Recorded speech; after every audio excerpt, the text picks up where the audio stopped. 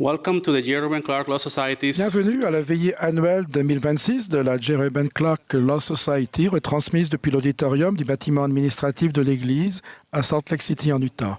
Je m'appelle Samuel Morales et je suis directeur adjoint de la J. Reuben Clark Society. Nous sommes heureux de votre présence et nous nous réjouissons de partager avec vous une soirée inspirante et enrichissante. Ce soir, nous avons l'honneur d'accueillir parmi nous le président Dallin Oaks, président de l'Église de Jésus-Christ des Saints des Derniers Jours, et son épouse Kristen. Le président Todd Christopherson, deuxième conseiller dans la première présidence, et son épouse Kathy. D'autres dirigeants de l'Église. Les dirigeants de l'Université Brigham Young et de la faculté de droit Reuben Clark, le conseil d'administration de la Reuben Clark Law Society et de nombreux autres dirigeants de cette société. Nous sommes également reconnaissants envers les amis, la famille et les collègues de nos membres, ainsi que tous ceux qui soutiennent la mission et le travail de la J. Reuben Clark Law Society qui se joignent à nous. Nous exprimons notre profonde gratitude à nos membres bénévoles. Votre dévouement et votre service à travers le monde sont remarquables. Nous remercions également sincèrement l'Église de Jésus-Christ des Saints des Derniers Jours, son département des services de publication et les équipes de production audiovisuelle, de traduction et de diffusion, grâce à qui cette soirée est possible. Notre programme se déroulera comme suit. La prière d'ouverture sera offerte par Kristen Davis, présidente de la section étudiante de la faculté de droit, CJ Kinney. Après la prière, Angel Zimmerman, présidente internationale de la J. Reuben Clark Society, présentera les actualités de la société. Le prix Franklin Richards pour service public sera ensuite remis par Brian Duke, président de la Comité international des services, suivi de quelques mots de la lauréate de cette année.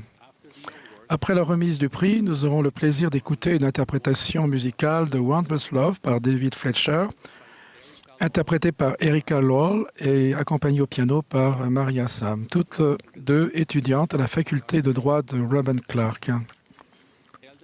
Frère Alexander Dushku, conseiller juridique et 70 de l'Église de Jésus-Christ des Saints des Derniers Jours, présentera notre oratrice, la présidente Camille N. Johnson, présidente générale de la Société de secours. À la fin de l'intervention de la présidente, Joseph Guidarias, membre de la section du sud de Luzon, aux Philippines, et étudiant à la faculté de droit Reuben Clark, offrira la prière de clôture. Nous vous remercions encore une fois de votre présence et de votre soutien à la Reuben Clark Law Society.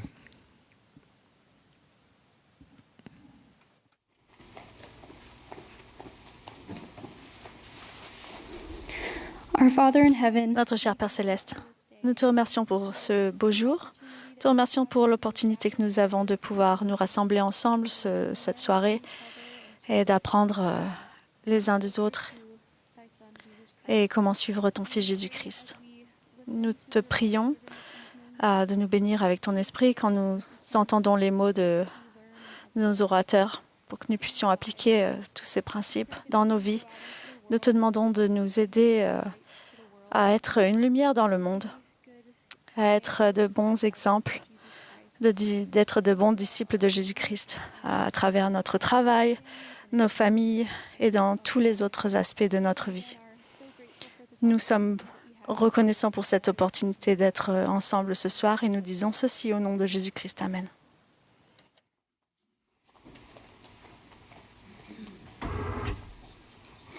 Thank you, Sam. Merci, Sam. C'est un plaisir de travailler avec vous et avec toute la famille de la Law Society. Nous sommes véritablement des frères et sœurs dans la loi. Comme il a été déjà mentionné, je m'appelle Angel Zimmerman et j'ai récemment pris mes fonctions de présidente internationale. En tant que membre de la J. Reuben Clark Law Society, nous rendons service par le biais d'une aide juridique et humanitaire bénévole. Nous défendons l'état de droit et les principes du constitutionnalisme et nous défendons la liberté religieuse. Nous favorisons également les liens d'amitié et de relations enrichissantes entre nos membres et nous collaborons avec d'autres personnes engagées dans des actions caritatives. Dans cette optique, je voudrais vous présenter plusieurs étapes importantes et surtout quelques-unes de nos histoires. Le temps ne nous permet pas de tout passer en revue, donc je vous invite à consulter notre rapport annuel 2025 qui sera disponible sur le site web de la GRCLS sous l'onglet Ressources immédiatement après la veillée. En 2025, la portée mondiale de la Law Society a continué de s'étendre, avec l'ajout de 19 nouvelles sections sur les 5 continents. Nous comptons actuellement plus de 14 000 membres dans 48 pays, répartis dans 239 sections d'avocats et d'étudiants à travers le monde. Avec la création de la zone Canada, nous avons désormais 24 zones, chacune dirigée par un président de zone et soutenue par des équipes de direction de zone en pleine expansion. En mars, nous avons tenu notre conférence annuelle à Mexico, la première conférence de ce type organisée en dehors des États-Unis depuis la création de la Law Society en 1988. Le thème de la conférence, UNO, qui signifie « un », nous a rappelé à quel point nous pouvons utiliser notre formation juridique pour être des artisans de paix dans le monde entier. Le mois de mai continue d'être notre mois spécialement consacré au service et nous sommes reconnaissants pour tous les services rendus. Nous sommes impatients d'entendre parler du travail que vous accomplirez et des personnes que vous servirez au cours du mois de mai prochain, car nous nous renforçons mutuellement en partageant nos expériences. En octobre dernier, les sections et les membres de la Law Society ont également organisé des célébrations de la Journée internationale de la liberté religieuse des Philippines au Pérou, en passant par des dizaines d'autres endroits. Notre prochaine conférence annuelle aura lieu à Washington, D.C. les 26 et 27 février. Rejoignez-nous, les inscriptions sont encore ouvertes sur jrcls.org. Nous attendons également avec impatience la conférence annuelle de 2027 à Rio de Janeiro. Lors de la conférence sur le leadership, nous avons lancé une nouvelle initiative intitulée Rule of Law Camp, camp sur l'état de droit. Ce programme nous aide à recentrer notre engagement en faveur du respect de l'état de droit. Nous espérons que vous nous ferez part de vos efforts pour enseigner, encadrer et inspirer les élèves du secondaire. Beaucoup de choses ont été accomplies au niveau des sections, des régions et au niveau international, et nous vous remercions pour votre service, tant collectif qu'individuel. Passons maintenant à nos récits. Je voudrais vous en présenter 2. Parmi des milliers d'autres qui illustrent comment la Law Society apporte une contribution positive d'une manière qu'aucune autre organisation ne peut égaler. Le premier récit concerne les membres de la section tanzanienne. Cette photo a été prise lors d'un événement au cours duquel les membres de la section ont collaboré avec des agents des services sociaux et des membres de la magistrature pour enseigner aux enfants du primaire leurs droits et responsabilités juridiques. Les enfants ont appris les conséquences d'une infraction à la loi, notamment la possibilité d'une détention, mais aussi les options disponibles pour aider les enfants délinquants, telles que la réadaptation, le conseil et les travaux d'intérêt général. Après avoir entendu ce message, certains enfants ont déclaré que le système juridique leur semblait plus juste qu'ils ne le pensaient auparavant. D'autres ont déclaré qu'il était bon de savoir qu'il y avait des gens qui voulaient les aider à s'améliorer, plutôt que de simplement les punir et les étiqueter comme des criminels. Je crois que l'état de droit est important pour Dieu. Et comme il nous connaît, nous et nos semblables, il sait que nous avons besoin de leur donner dans la loi.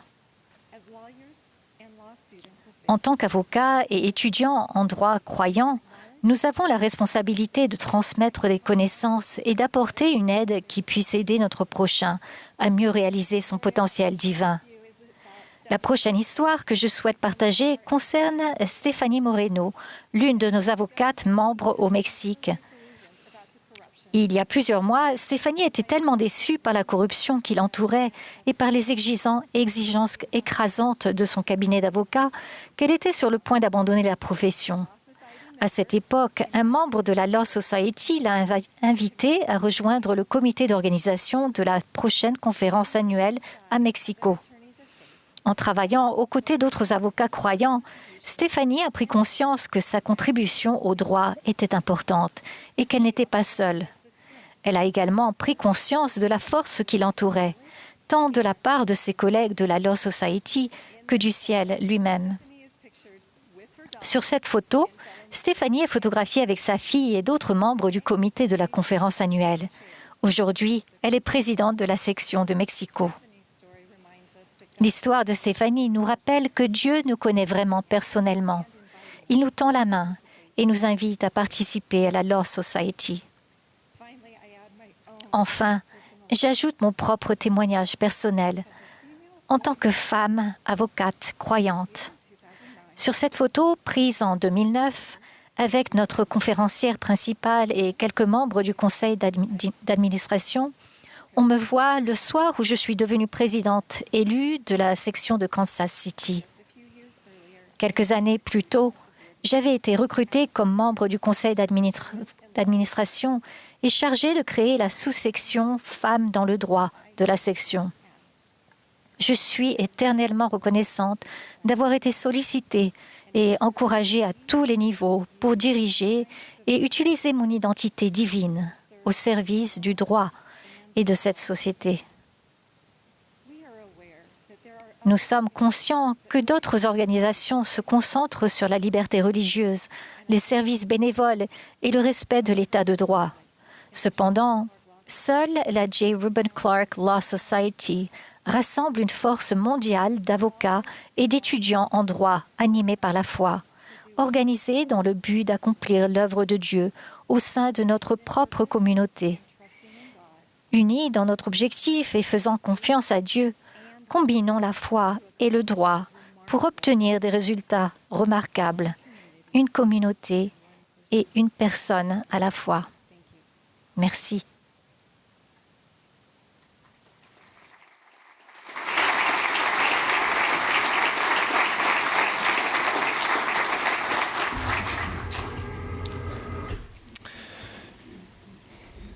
La mission de la J. Reuben Clark Law Society repose sur la conviction que les croyances religieuses des étudiants en droit et des avocats enrichissent l'étude et la pratique du droit. Guidés par cette conviction, nos membres aspirent à l'excellence professionnelle et s'engagent à fournir des services juridiques pro bono aux personnes dans le besoin. Chaque année, le prix Franklin S. Richards du service public, décerné par la Law Society, récompense des personnes ou des organisations ayant mis leurs compétences juridiques au service d'une cause publique exceptionnelle. Ce prix est décerné en l'honneur de Franklin Snyder Richards, premier conseiller juridique de l'Église de Jésus-Christ des Saints des Derniers Jours.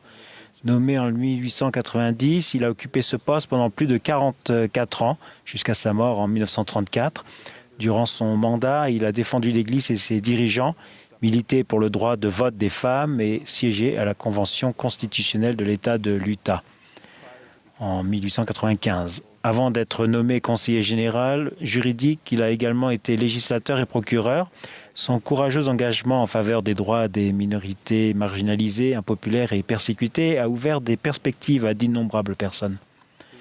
Le prix Franklin S. Richards du service public de 2026 a été décerné à la section de Saint-Domingue, en République dominicaine.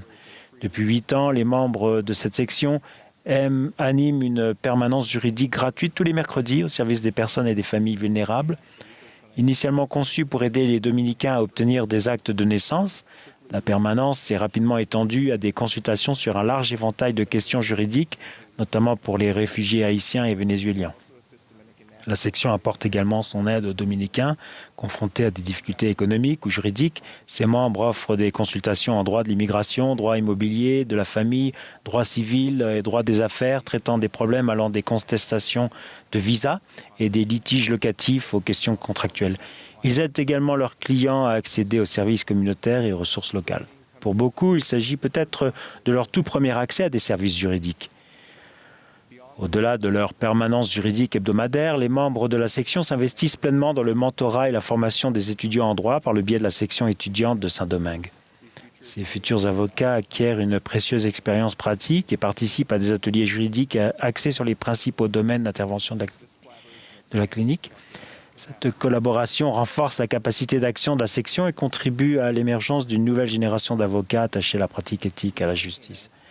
Ingrid Martinez, la présidente sortante de la section de Saint-Domingue, a fait le déplacement depuis la République dominicaine pour recevoir ce prix. Nous la remercions. Ainsi que tous les membres de la section pour leur exemple inspirant de service et de dévouement. Et nous les félicitons ce soir. En tant qu'organisation internationale, nous sommes heureux de constater qu'Ingrid prononcera son discours en espagnol.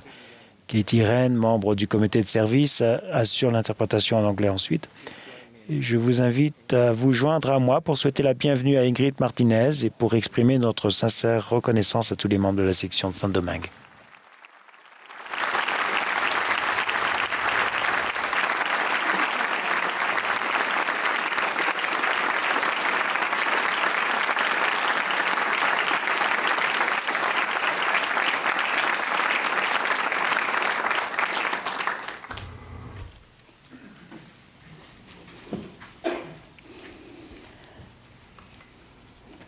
Muy buenas noches, estimados miembros, colegas, amigos y autoridades de la Iglesia y de la Sociedad Legal J. Reuben Clark que están aquí esta noche.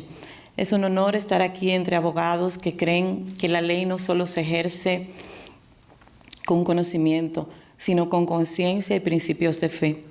En nombre del Capítulo Santo Domingo de la República Dominicana, recibo este reconocimiento con profunda humildad. Este galardón no es solo un premio, es una responsabilidad renovada que reafirma que caminamos en la dirección correcta, la de la justicia, la ética y el servicio público. Este premio pertenece a cada miembro de nuestro capítulo que dijo sí al servicio y a cada familia que confió en nosotros en un momento de vulnerabilidad.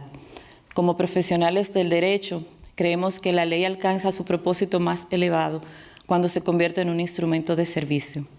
El núcleo de nuestra labor reside en la empatía, en recordar que nuestra fe no es un discurso, sino una guía práctica que nos impulsa a ejercer el derecho con integridad.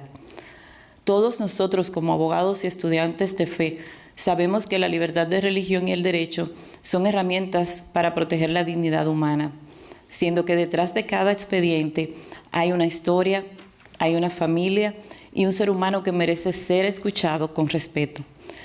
Bien lo dijo Winston Churchill cuando expresó que uno de los problemas de nuestra sociedad consiste en que las personas no quieren ser útiles, sino importantes. Y ser útil comienza con algo sencillo: donar una hora de nuestro tiempo a la semana. Dios solo requiere un corazón dispuesto y les testifico que Él siempre prepara la vía.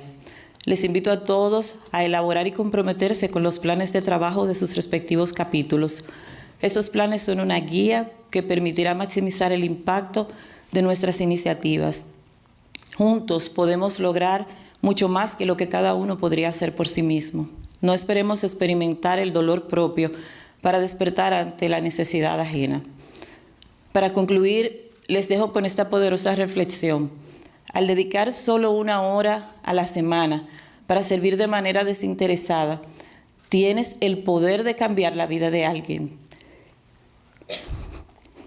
Y en ese acto de generosidad, no solo transformarás su mundo, sino que también recibirás las bendiciones de Dios en el tuyo. Como dominicana les comento que nuestra nación lleva una Biblia abierta en su escudo, como símbolo de una fe inquebrantable. Esa fe nos impulsa a seguir adelante, aligerando la carga de quienes padecen y recordándonos que no debemos cansarnos de hacer el bien. Como el Capítulo Santo Domingo asume el compromiso de continuar sirviendo con dedicación. Con toda humildad declaro, al recibir este reconocimiento, que la honra sea siempre para nuestro Señor Jesucristo, Salvador y Redentor. Dios nos proteja a todos y nos provea la calidad humana, sabiduría, habilidades y conocimientos legales necesarios que nos permitan ser los ángeles terrenales que constituyan la respuesta a la oración de alguna persona que padece.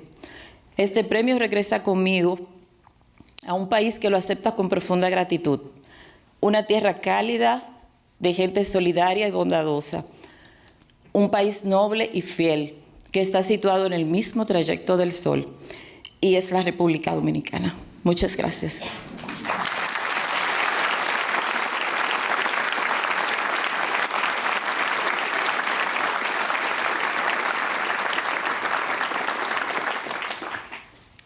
Good evening, dear members. Bonsoir, chers membres, collègues et amis de la J. Reuben Clark Law Society.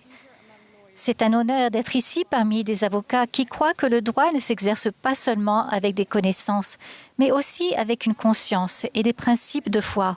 Au nom de la section de Saint-Domingue en République dominicaine, je reçois cette distinction avec une profonde humilité. Ce prix n'est pas seulement une récompense, c'est une responsabilité renouvelée qui réaffirme que nous allons dans la bonne direction, celle de la justice, de l'éthique et du service public. Ce prix appartient à tous les membres de notre section qui ont dit oui au service et à toutes les familles qui nous ont fait confiance dans un moment de vulnérabilité. En tant que professionnels du droit, nous croyons que la loi atteint son objectif ultime lorsqu'elle devient un instrument de service. Le cœur de notre travail réside dans l'empathie, dans le fait de nous rappeler que notre foi n'est pas un discours, mais un guide pratique qui nous pousse à exercer le droit avec intégrité. En tant qu'avocats et étudiants en droit croyants, nous savons que la liberté religieuse et le droit sont des outils qui protègent la dignité humaine et que derrière chaque dossier se cache une histoire, une famille et un être humain qui mérite d'être écouté avec respect. Winston Churchill l'a bien dit lorsqu'il a déclaré « L'un des problèmes de notre société est que les gens ne veulent pas être utiles, mais importants. Et être utile commence par quelque chose de simple, donner 1 heure de son temps par semaine. Dieu ne demande qu'un cœur disposé, et je vous témoigne qu'il prépare toujours le chemin. Je vous invite tous à élaborer des plans de travail dans vos sections respectives et à vous y engager. Ces plans sont le guide qui nous permettra de maximiser l'impact de nos initiatives.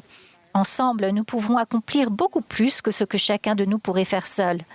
N'attendons pas de connaître nous-mêmes la souffrance pour prendre conscience des besoins des autres. Pour conclure, je vous laisse cette réflexion puissante. En consacrant seulement 1 heure par semaine à un service désintéressé, vous avez le pouvoir de changer la vie de quelqu'un. Et par cet acte de générosité, non seulement vous transformerez son monde, mais vous recevrez également les bénédictions de Dieu dans le vôtre. En tant que dominicaine, je vous dis que notre nation porte une Bible ouverte sur ses armoiries comme symbole d'une foi inébranlable. Cette foi nous pousse à continuer, à alléger le fardeau de ceux qui souffrent et à nous rappeler que nous ne devons pas nous lasser de faire le bien. Le chapitre de Saint-Domingue s'engage à continuer à servir avec dévouement. En toute humilité, je déclare, en recevant cette distinction, que tout honneur revient à Jésus-Christ, notre Sauveur et Rédempteur. Que Dieu nous protège tous et nous donne les qualités humaines, la sagesse, les compétences et les connaissances juridiques nécessaires pour être les anges terrestres qui répondent aux prières des personnes qui souffrent. Je ramène ce prix dans mon pays, qu'il accepte avec une profonde gratitude. Une terre chaleureuse, peuplée de gens solidaires et aimables, un pays noble et fidèle, situé sur la même trajectoire que le soleil, la République dominicaine. Merci infiniment.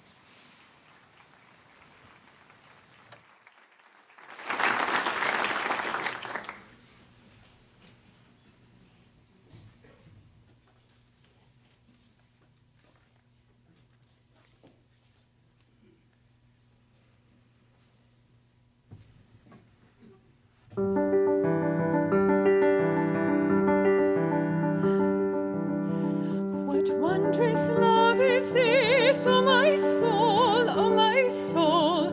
What wondrous love is this, oh my soul. What wondrous love is this that caused the Lord of bliss to bear the dreadful curse for my soul, for my soul. To bear the dreadful curse for my soul.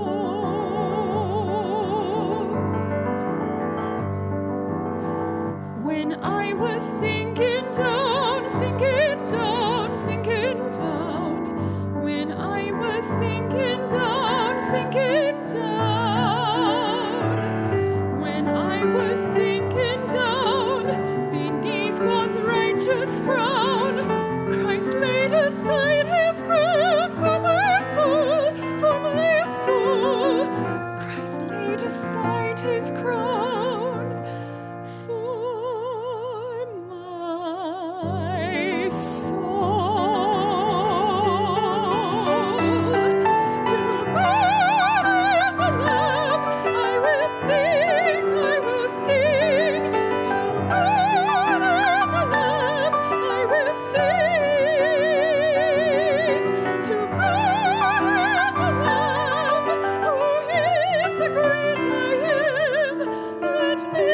just join the theme. I will sing. I will sing. I will sing.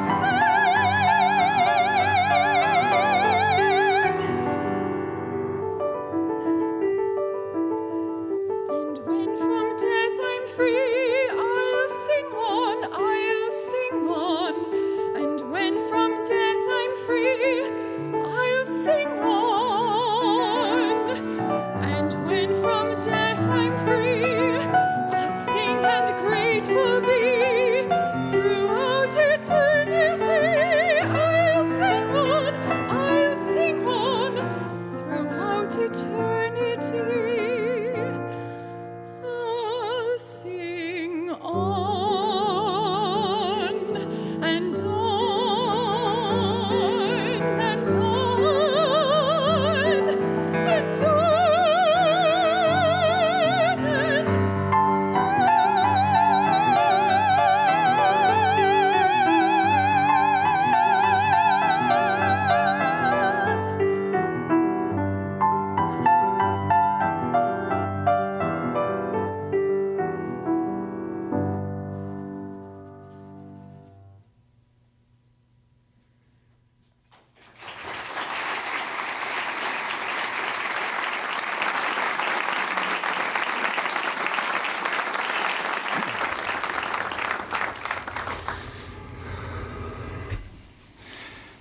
President and Sister Président Oaks, Oaks et Sœur Oaks, président Christopherson, chers amis et collègues du monde juridique, frères et sœurs, c'est un grand privilège pour moi de vous présenter l'oratrice de ce soir, la présidente Camille Johnson. En tant que 18e présidente générale de la Société de secours de l'Église de Jésus-Christ des Saints des Derniers Jours, Sœur Johnson dirige une organisation composée de millions de femmes fidèles qui se consacrent à apporter un soutien spirituel et temporel aux enfants de Dieu. Une œuvre qu'elle connaît bien grâce à une vie entière de service. Née à Pocatello, dans l'Idaho, de Hall et Dorothy Nadeau, elle a épousé Douglas Johnson au temple de Salt Lake City en 1987. Ils sont parents de 3 fils et grands-parents de 8 petits-enfants. Sœur Johnson a obtenu des diplômes en littérature anglaise et en droit à l'Université d'Utah et a exercé pendant près de 30 ans comme avocate plaidante au sein d'un prestigieux cabinet d'avocats, le Snow Christensen Martineau, à Salt Lake City, dont elle a fini par devenir la présidente. Dans une profession souvent marquée par les conflits et les confrontations, elle s'est distinguée par son jugement exceptionnel, son empathie et sa grande intégrité morale. Elle a servi avec son mari comme dirigeant de mission dans la mission d'Arequipa au Pérou, puis comme présidente générale de la primaire, avant d'être soutenue comme présidente générale de la Société de secours en avril 2022. À ce titre, la présidente Johnson a enseigné avec conviction que la source ultime de réconfort spirituel, émotionnel et temporel est Jésus-Christ. Lors de la conférence générale, elle a déclaré « Je témoigne que Jésus-Christ est la source du réconfort. Grâce à l'expiation de Jésus-Christ, nous pouvons être libérés du fardeau et des conséquences du péché et être soutenus dans nos faiblesses. Et nous pouvons collaborer avec le Sauveur pour apporter un soutien temporel et spirituel aux personnes dans le besoin. » Ce témoignage reflète la façon dont elle mène sa vie. Elle est un exemple puissant de la manière dont nous devons vivre notre alliance, qui consiste à pleurer avec ceux qui pleurent, à consoler ceux qui ont besoin de consolation et à être des témoins de Dieu en tout temps, en toutes choses et en tout lieu.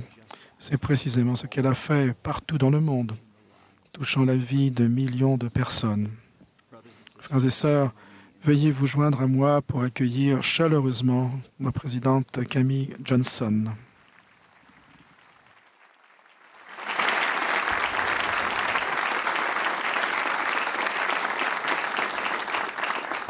Thank you, Elder Dushku, for that very Merci, gracious. Elder Dushku, pour cette introduction.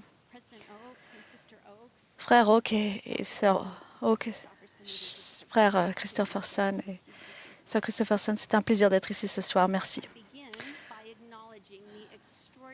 Je vais commencer à pas reconnaître la vie incroyable de notre cher Elder Holland, qui a été président de Brigham Young.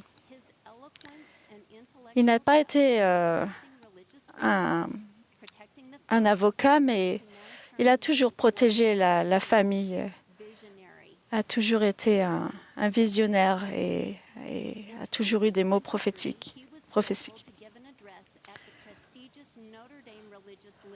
Il a fait un discours en Angleterre et il parlait des problèmes de la santé et il m'a demandé, en tant que nouvelle présidente de Société de secours, d'être une remplaçante pour lui.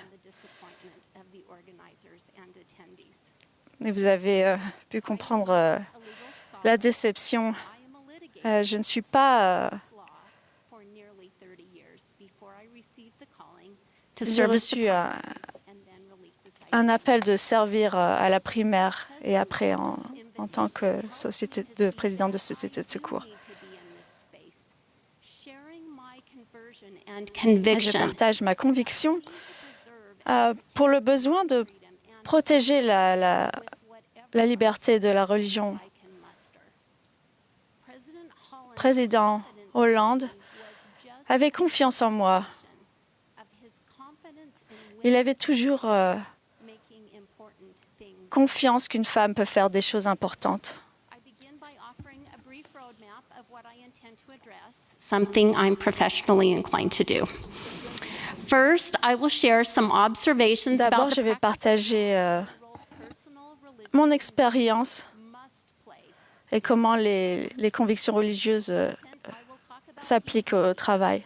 Après, je parlerai de la paix, même dans notre profession légale. Après, je parlerai de la liberté de pratiquer la religion. and encouraged. And finally, there will be a finalement, il y aura un appel pour l'action.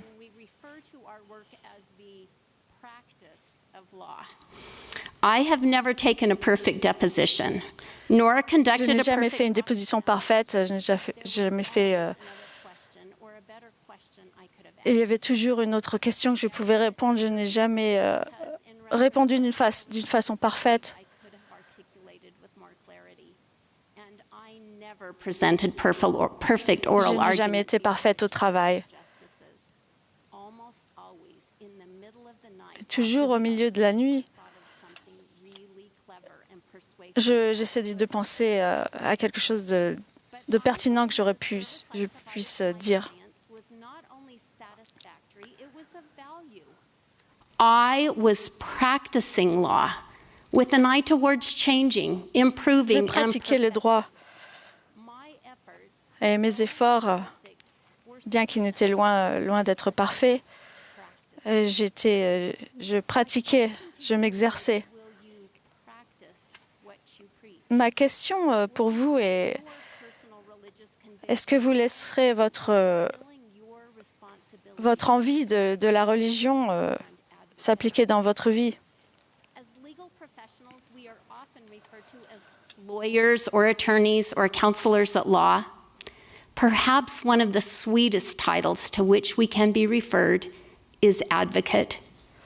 An advocate is one who Un intercedes for. avocat est quelqu'un qui représente et qui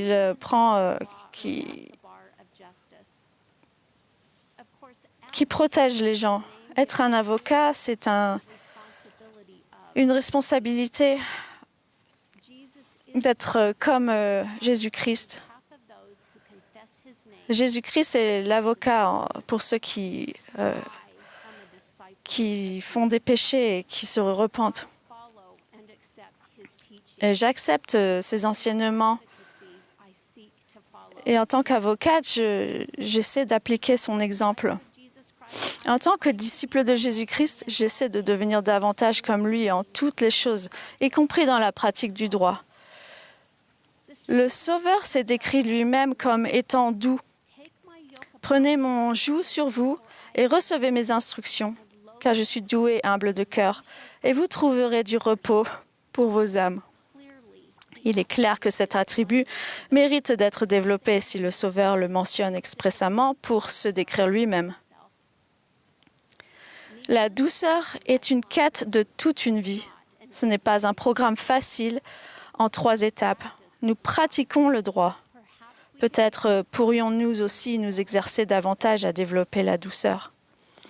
Voici comment Elder David A. Bednar a défini la douceur. Forte et non faible, active et non passive, courageuse et non timide, maîtrisée et non excessive, modeste et non autoglorifiante, gracieuse et non arrogante. Une personne douce ne se laisse pas facilement provoquer, ni n'est prétentieuse, ni autoritaire, et reconnaît volontiers les réussites des autres. Mon exemple scripturaire préféré de douceur se trouve dans le livre de Mormon. Il s'agit de l'échange entre Moroni et Paoran, le juge en chef. L'armée de Moroni souffrait d'un manque de soutien de la part du gouvernement. Il écrivit donc à Paoran et lui déclara sans détour, par voie de condamnation, que lui et ses collègues dirigeants avaient négligé l'armée. Il allait même jusqu'à les accuser de trahison. Chaque fois que j'arrive à ce passage du livre de Mormon et que je lis ce récit, je pense à la dureté des paroles de Moroni à l'égard de Paoran. Et je me demande comment j'aurais réagi si elles avaient été adressées à moi. Je crains que j'éprouverais un ressentiment envers Moroni, d'autant plus que ces accusations étaient infondées. Je pense que j'aurais peut-être envoyé une réponse défensive et énergique. Mais Paoran répondit avec douceur. Il prit le temps de donner une réponse équilibrée, raisonnée et réfléchie.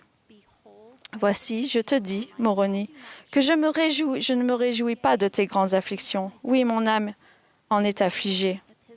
Dans ton épître, tu m'as censuré, mais cela importe peu. Je ne suis pas en colère, mais je me réjouis de la grandeur de ton cœur. » Paoran a adopté une vision à long terme. Il fit preuve de maîtrise de soi. Il était fort, actif et courageux, à l'image de Jésus-Christ. Il était doux. Jésus-Christ lava les pieds de ses disciples. Il guérit celui qui allait potentiellement le capturer. Lorsque Pierre lui coupa l'oreille, il a accompli l'expiation infinie en déclarant « Père, non pas ma volonté, mais la tienne ».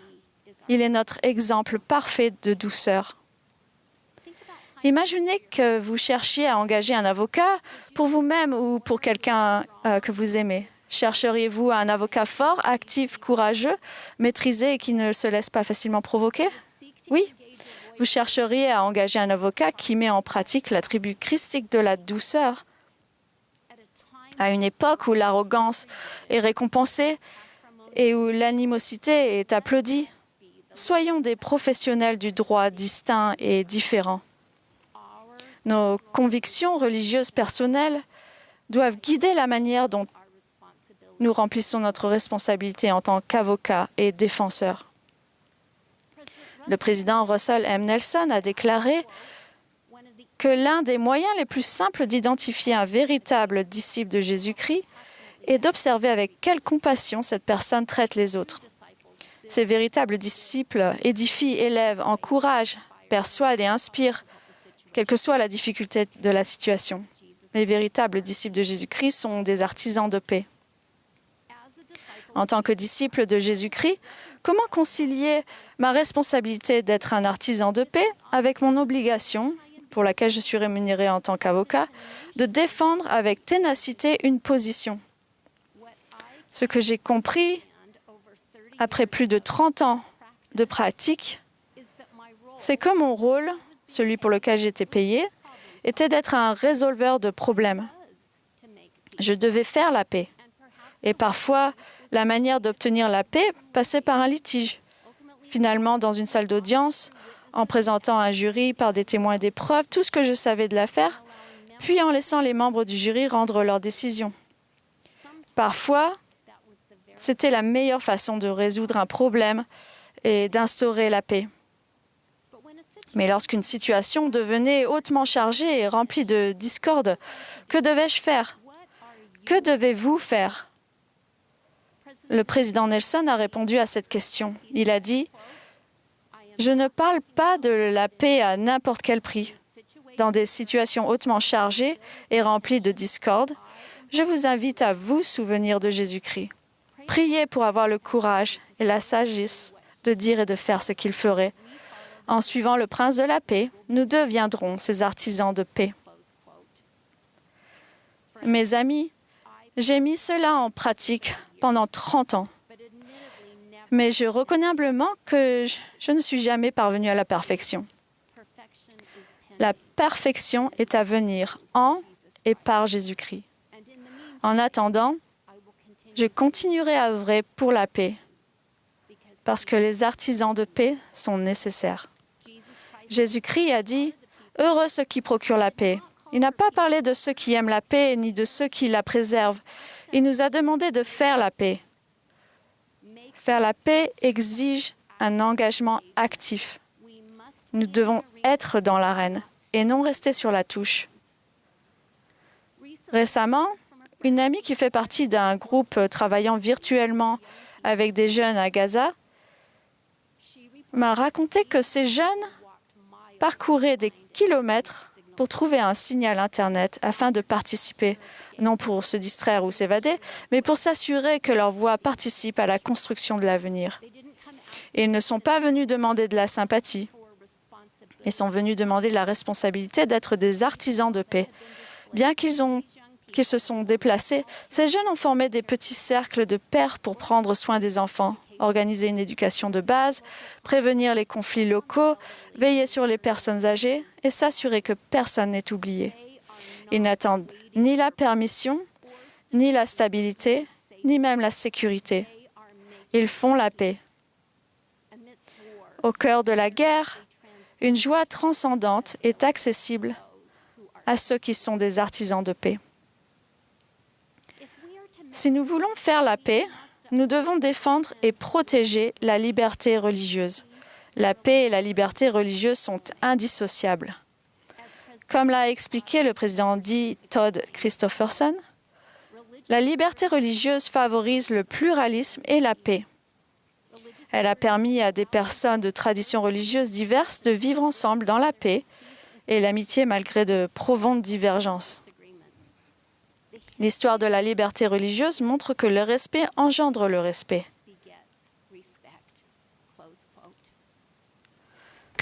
À l'inverse, lorsque des cultes nationalistes sont hostiles aux croyances religieuses minoritaires et que des cultures sécularisées sont antagonistes envers la religion en général, combinées à des restrictions gouvernementales sur les institutions religieuses et la pratique religieuse, l'histoire démontre des effets dévastateurs sur la société.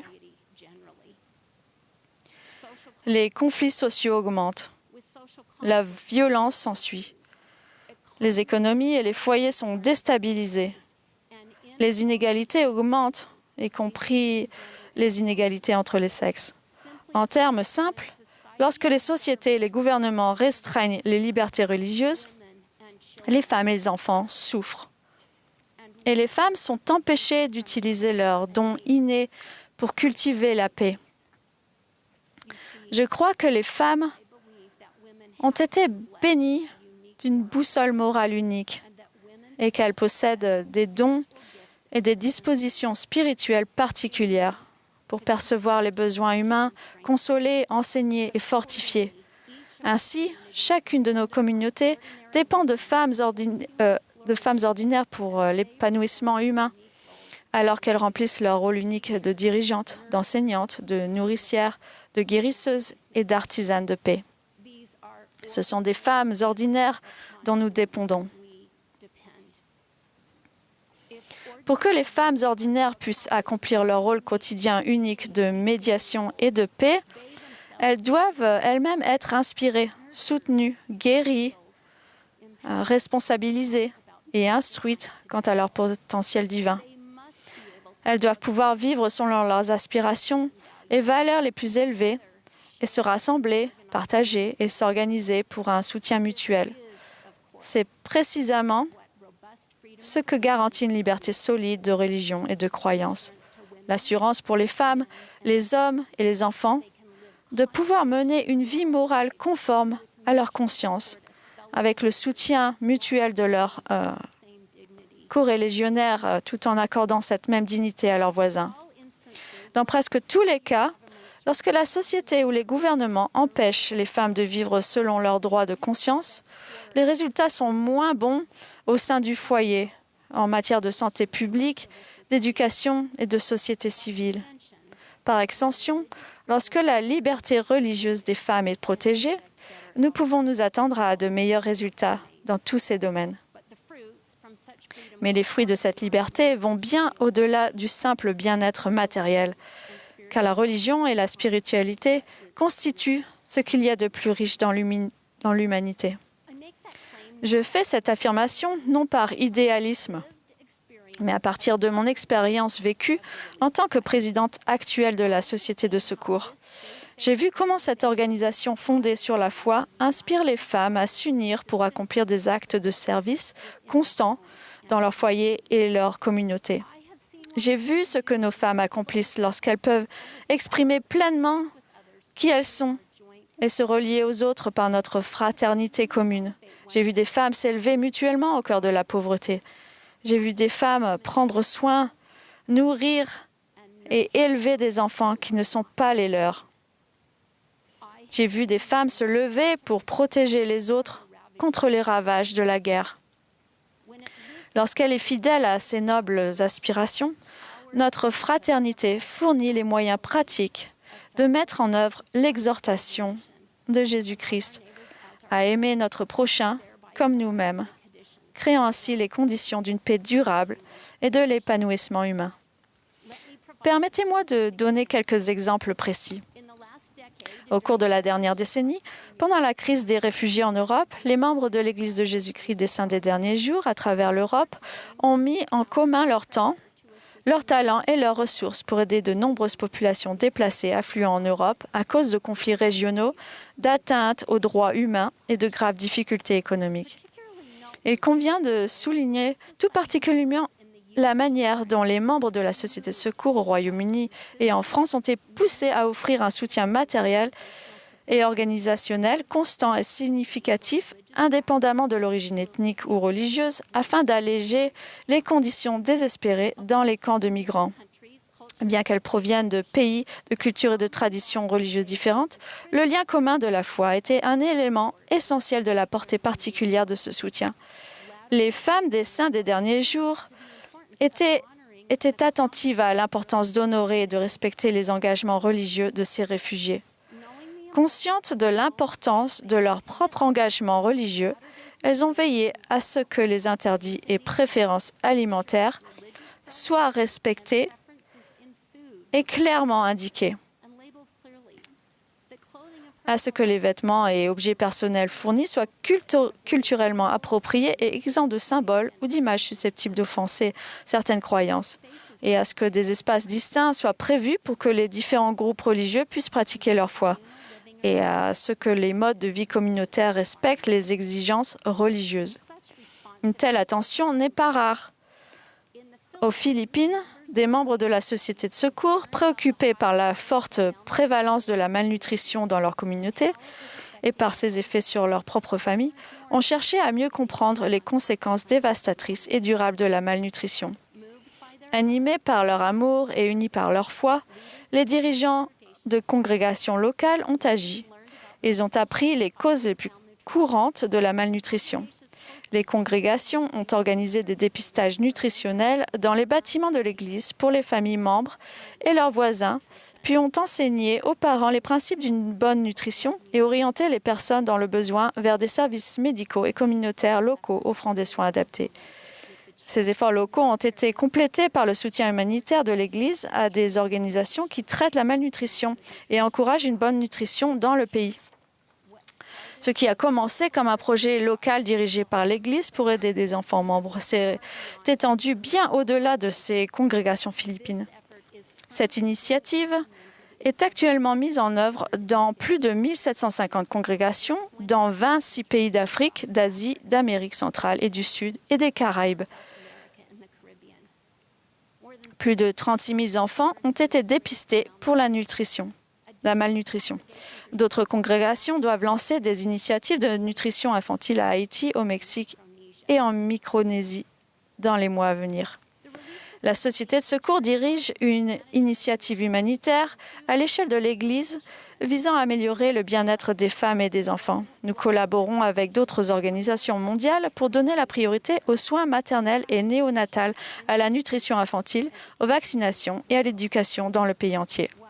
Bien que nous puissions et continuerons d'utiliser notre portée mondiale pour étendre ces efforts inspirés par les femmes, je crois que le travail le plus important et le plus influent des femmes se fait encore lorsque nous prenons soin de nos propres enfants. Apprenons à un ami à lire, répondons patiemment aux besoins d'un voisin âgé, préparons un repas pour un malade ou pleurons avec une sœur endeuillée. L'universalité de la manière dont nous portons et nourrissons l'humanité relie les femmes à travers les cultures et les langues, posant ainsi les bases de la paix. Je m'efforce d'être une disciple de Jésus-Christ. Je crois qu'il est venu sur la terre pour sauver l'humanité du péché et de la mort et pour nous relever dans notre chagrin et notre détresse. Sa discipline quotidienne, cependant, consistait toujours à tendre la main à ceux qui souffraient, un par un. En cherchant à imiter Jésus, je reconnais que si mon travail actuel implique des efforts organisationnels de grandes envergures pour améliorer globalement les conditions de vie des femmes et des enfants dans le monde, l'exigence la plus importante du Christ pour moi en tant que disciple est de reconnaître les besoins immédiats et individuels autour de moi et d'y répondre avec patience et amour. J'y parviens le mieux lorsque je suis spirituellement motivée et lorsque je peux librement m'unir à d'autres de manière significative pour répondre aux préoccupations. Je conclus par une histoire racontée par le président d'Allen H. Oaks qu'il a entendue il y a de nombreuses années. Le cadre était un magnifique campus universitaire. Un groupe de jeunes étudiants était assis sur l'herbe. Le conférencier décrivait la scène. Il observait un bel écureuil arboricole avec une grande queue touffue jouer autour de la base d'un superbe arbre feuillu. Par moments, il était au sol, puis il montait et descendait autour du tronc. Pourquoi cette scène familière attirait-elle autant l'attention des étudiants? Étendu à plat ventre sur l'herbe non loin de là, se trouvait un setter irlandais. Il était l'objet de l'intérêt des étudiants et l'écureuil était l'objet du sien. Chaque fois que l'écureuil disparaissait brièvement de vue en faisant le tour de l'arbre, le chien avançait silencieusement de quelques centimètres, puis reprenait son attitude apparemment indifférente. C'est ceux-là qui captivaient les étudiants. Silencieux et immobiles, leurs yeux étaient rivés sur l'événement dont l'issue devenait de plus en plus évidente. Finalement, le setter fut assez proche pour bondir sur l'écureuil et le saisir dans sa gueule. Un cri d'horreur s'éleva et les étudiants se précipitèrent pour arracher le petit animal au chien, mais il était trop tard. L'écureuil était mort. N'importe qui dans cette foule aurait pu avertir l'écureuil à tout moment, en agitant les bras ou en criant. Mais personne ne l'a fait. Ils ont simplement regardé l'issue inévitable se rapprocher de plus en plus. Personne ne s'est demandé où cela mènera-t-il. Lorsque l'inévitable s'est produit, tous se sont précipités pour empêcher le résultat, mais il était trop tard. Des regrets en larmes étaient tout ce qu'ils pouvaient offrir.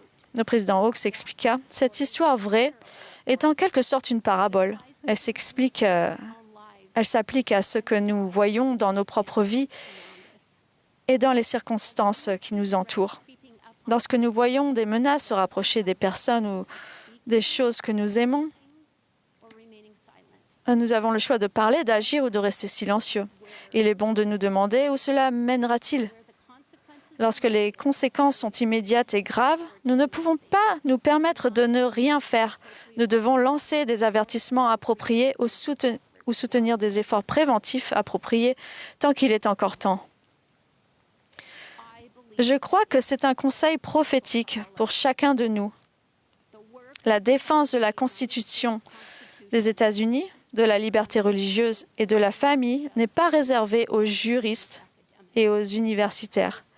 Elle concerne aussi les avocats de terrain et les présidentes de la société de secours, et les non-juristes et les personnes de toute confession religieuse. À part nous, qui d'autre? Regardez-vous le setter irlandais tourner autour de l'arbre? Avez-vous averti l'écureuil? Observez-vous des menaces croissantes à la libre pratique de la religion? Parlez-vous ou restez-vous silencieux? Les universitaires continueront d'écrire sur le sujet. Nous nous mobiliserons collectivement au sein de la J. Reuben Clark Law Society pour mener des actions législatives appropriées. Nos juristes travailleront avec d'autres avocats partageant les mêmes valeurs, religion ou pas, pour déposer des mémoires d'amicus curiae en défense de la liberté religieuse. Et vous, que ferez-vous? Le président Hawkes a donné un conseil intemporel. Il a déclaré « Nous devons prier pour que le Seigneur guide et bénisse toutes les nations et les dirigeants. Nous devrions apprendre et défendre les principes inspirés de la Constitution. Nous devrions rechercher et soutenir des personnes sages et justes qui défendront ces principes dans leurs actions publiques. Nous devrions être des citoyens informés et actifs dans la vie civique.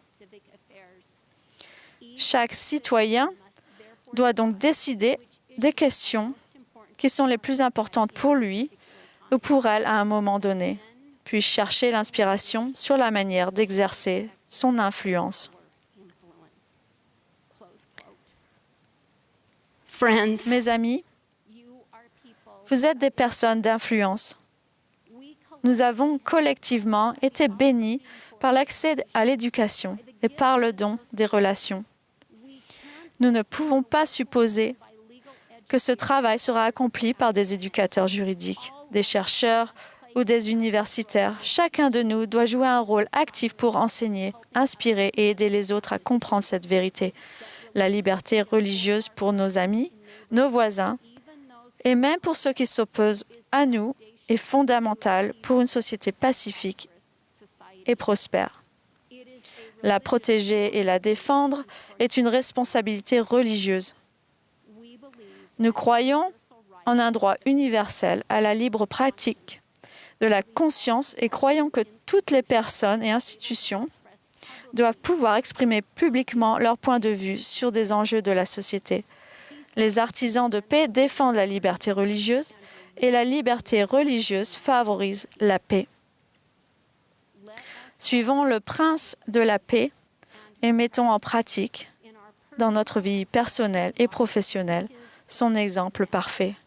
Fort, actif, courageux, maîtrisé, modeste et gracieux.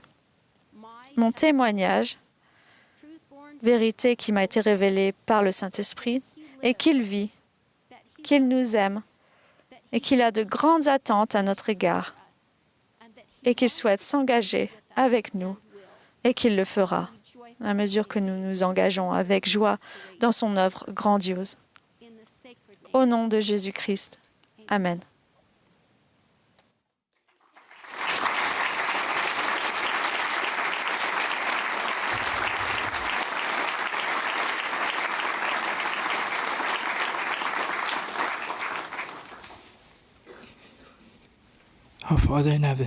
Notre Père Céleste, alors que nous nous inclinons devant toi à la fin de ce coin de feu, nous exprimons notre reconnaissance pour les messages que nous avons entendus et nous te demandons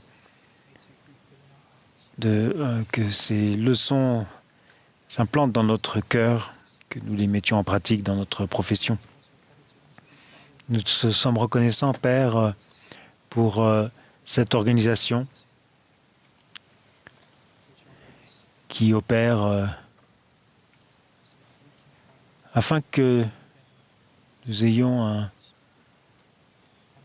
véhicule commun pour discuter, une plateforme commune pour discuter, pour partager nos valeurs par rapport à la loi, en soutenant les croyances religieuses et le droit des autres d'exercer leur religion.